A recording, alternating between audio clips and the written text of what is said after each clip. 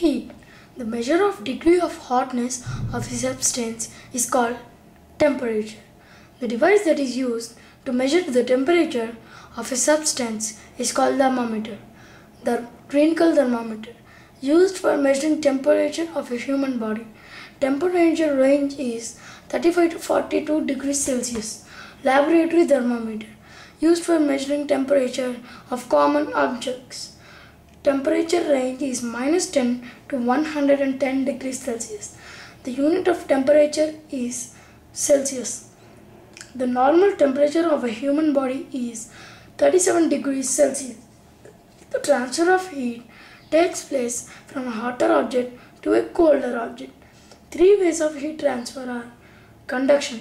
The transfer of heat in solids usually takes place by this method. Substances that allow heat to pass through them quite easily are called conductors, and those that do not are called insulators. Convection. The transfer of heat in liquids and gases takes place by convection. Land breeze and sea breeze are a result of unequal heating of air present over land and sea by the sun. Radiation. Transfer of heat by radiation requires no medium. Heating of earth by sun is an example of heat transfer by radiation. Dark colored objects are better absorbers of heat than light colored objects. This is the reason why we prefer light colored clothes in summer and dark colored clothes in winter.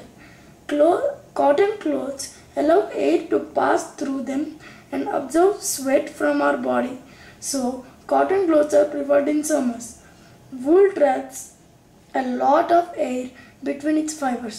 Since air is a bad conductor of heat, it does not allow heat transfer.